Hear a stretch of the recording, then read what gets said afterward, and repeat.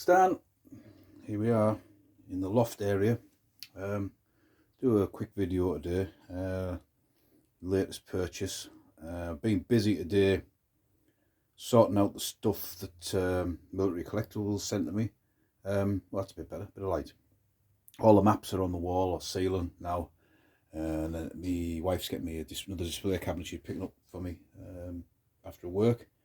So that'll be good. I'm not going to show you what I've been doing today because I'll wait till it's sort of finalised. But I've been moving stuff around which to create more space. So yeah, it's amazing what you can do when you put your mind to it. Oh, what are these? A pair of Fernglas 08 World War I German binoculars. So I'll get them out of the case and then I'll do my description. That's the best. I've got my reading glasses on. I feel I'm walking on air.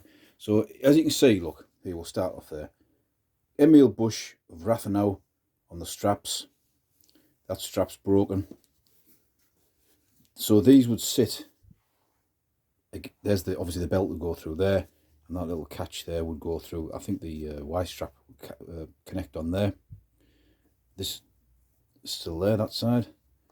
Now, they usually, the ones I've seen, come in a square case. So to get a round one or a oval one, I don't know how rare that is, but it's just different. So I'm quite happy with that.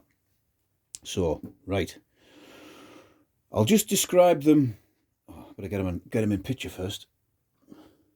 See, it's got a bit of paint loss. They maybe don't look as good as maybe I did send some photographs out to the lads I'm in contact with the other week. A bit of paint loss on there, which is nothing. But these binoculars, I got to get me notes that I'm not reading. So they were 08, obviously Fernglas 08 field glasses, 1908. These were given to junior infantry officers in the German army in World War One. The only model given free by the German military office to the army.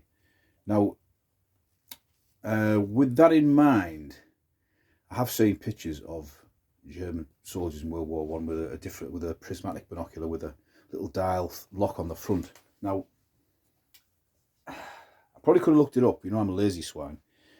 I don't know if the British had because obviously the German soldiers in the field could have private purchased binoculars. Now these are British World War One binoculars with sun shields come out. I don't know if they're a standard. I have seen a fair amount of these. One pair is enough for me. They do have a broad arrow on them, but also these have a broad arrow on them as well. You can see it there, and they do look more private purchase-y to me. Unsure if anyone knows anything about that. It seems to me like the German binocular was a bit more standardised. That's just my opinion on collecting them. I do have 5 pairs of these now. So they were made by Emil Bush, Rathenau, Carl Zeiss, all the big binocular makers. And apparently Carl Zeiss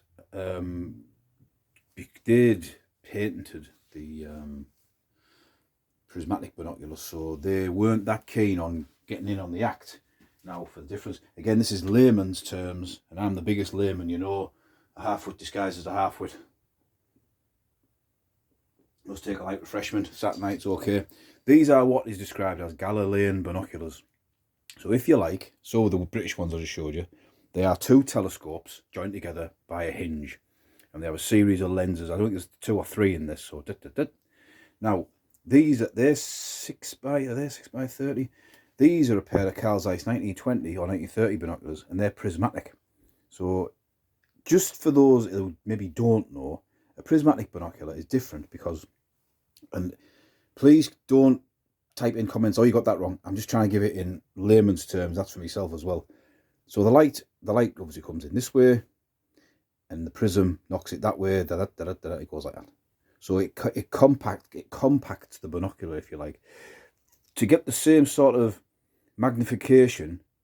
I mean, actually they are. Well, you can see they're smaller anyway, but the bigger the binocular, as the binoculars get more powerful, you do see some Galilean binoculars, and they're like twice the height of that, because to get the magnification you have to have more lenses, whereas the lenses are folded. They're not folded, but if you've got 2 prisms prism there and a prism there. It bends the light round, or projects the light round, so you can fold the light. If you're not folding the light, but you understand what I'm saying, instead of it going all the way up, it goes in here. So you can have a shorter, more compact binocular. And the other thing is, you can have a wider field of view. You also have bigger objective lenses as well, I think. So when you look through these, they've got a very narrow field of view, because against, struggling here, against those, you see the difference? They actually have bigger lenses, but these have got a wider field of view because they're further apart. Something like that. Come on. It's amateur hour here, you know that. Right, so we'll just put them back. That's that explained, I think. Feel free to call me a half-wit, I don't mind. So Zeiss weren't really that keen to get involved, but because all their competitors were doing it, and obviously feeding the German army with them, they did get in on the act later on.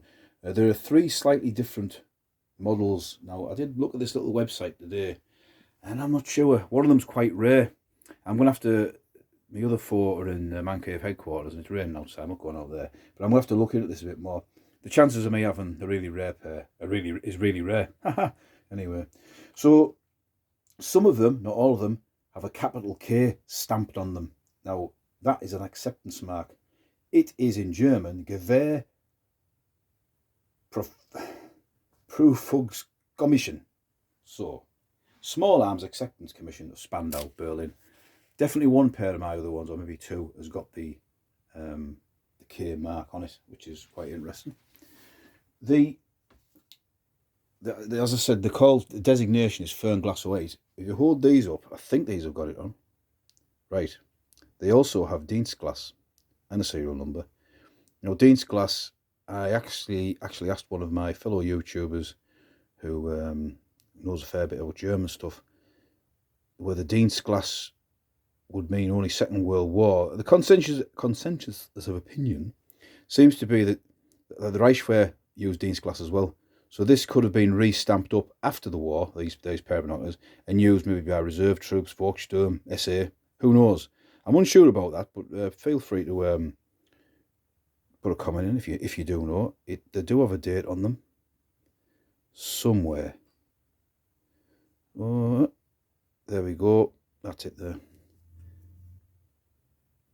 And it is, I think it's 11/17. Oh yeah, it's 11 X1 1917. And these are very usable. All my Fernglas 08 binoculars are usable. And in fact, I have a few pair of Galilean type binoculars. And again, this is just my opinion. I don't know this for a fact. Why do they all seem to work? In fact, one of these pairs is slightly misty, but not really that bad. Simply because there's less to go wrong with them. A prismatic binocular. It's got prisms in there that are held in with tiny screws. Battlefield, you drop it, or even after the war, you drop them, bang. One of the prisms is out, and that's why you get a double image. You would have to actually physically break the connection between these 2 binoculars, because they're like 2 telescopes welded together to get them discollimated. And they're a very simple design. They're very cheap to make as well, so it's a handy thing. Oh, that sounded dead serious, huh? Maybe I should stop.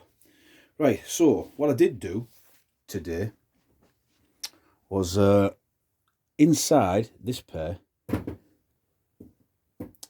is the instructions.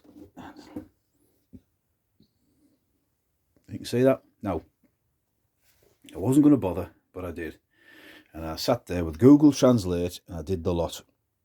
So you're going to get it. It probably won't be correct if you want to zoom in and correct what I've said, but it's the instructions for the binoculars. So basically, the top line, I'll just read through as it is. Instructions for use for Fernglas binoculars 08. Put them to your eye and look through them at the enemy. No, it doesn't say that. Just stop being stupid. Right, to set the distance between the eyes, the clamping screw of the joint is loosened and the binoculars are then pointed at the sky! Exclamation mark. Move the joint until you get a circular field of vision with both eyes at the same time. Read the number on the grade and remember it. Now there's a bit I can't understand because it's not been rubbed out. Tighten the clamping screw. Determining the sharpness of the image. done by adjusting the eyepiece rings. Again, something I can't understand. If the sharpness is not enough, turn the eyepiece rings to the left or the right for each eye, particularly up to the greatest image sharpness achieved. So I probably got that wrong. Again, something I can't read. Then something is achieved against this on a sharply contrasting something to read directly, and remember that something from setting through repetition. The binoculars can be adjusted something ready to be put in your, it says pocket, or it could be the pouch, unsure. And then at the bottom, the very bottom, there's exclamation marks in bold lettering. Any disassembly is strictly verboten, forbidden. Apart from the clamping screw joint, no screws may be loosened. At the very bottom, cleaning is done by wiping the outer eyepiece and lens surfaces with a soft cloth. So about what you'd expect. And if I have got any of it wrong, if you do zoom in, it's the gist of it. Google Translate, it's not always 100%, I don't think, and maybe sat there for half an hour typing it all in, I might have got it wrong. So I'll just move them there like that. And I suppose the big thing people want to know, if you are interested in buying some, these are one of these military items that always surprise me. The other one that always gets me is Bulgarian M36 helmets. If you're on eBay, if you're dealing with eBay, a Bulgarian M36 helmet, original World War II one with the original liner, yeah, I'd pay 50 or 60 quid for one, definitely. But so many of them have been repurposed after the war, repainted and relined, new liners put in, post-war liners. And sometimes you see them on eBay for £150. I've seen that a few times. I'm thinking, they just put on World War II helmet. These are the same. I've got 5 pairs, and it's easier to find them without the case than with the case. And the cases generally seem to be the square ones. They're the ones I've seen, rather than the oval shaped ones as this one is. And it should have an eyepiece, a eye shield on the top, which I will, by the power of magical television or cameras. These are a Swedish pair. There you go. It should have an eye shield like that, and a strap as well. Now, I paid £50 for this pair, and I'm quite pleased with that. I will just get an old leather strap to go on there. Probably just buy an old pair of binoculars and put it on. The eye shields sometimes are quite expensive for what they are. My other ones, I didn't pay more than 30-40 quid for them, so bear that in mind. I was looking today on eBay, people are asking £90-100 for just the binocular like that, and they're not worth that. There's a lot of them about. But if you find a pair with the box, with the eye shield, with the strap, go for it. Last year, my wife was nagging me in the ear. I was just going to put a bit more money on one, and she said, "You're always spending money," so I didn't bid, and I lost out on about £5. So I'm still not probably 100% happy that I didn't quite get that. That hasn't been I guess been the instructions coming away there. Look, I think. Oh dear, I will go back in the box. So yeah, that's my Fernglas 08 binoculars. They are in really good condition. The other pairs I've got, they vary. One of the pairs got like smashed eye cups, which I can't seem to find on eBay replacements. But if anyone has any idea where you could get a pair, I'd probably pay a little bit more, 15 quid, 20 quid to get some Bakelite, even for the reproduction ones, just to finish them off. And the paint loss on there is a shame. It is a shame, but can't be helped. There's no real way of repairing that, I wouldn't think, without completely buggering it up. I'll just leave them as they are. So nice pair of Fernglas 08, remarked Dienstglas by Emil Busch of Rathenau. And yeah, I will sort out the loft area and do a video on it at some point. I've got a few things to be doing now, a bit of a backlog really, but that's it. So this is Stan. But I have a few more light refreshments before my wife comes home. So when wife comes home, all the fun stops. See ya.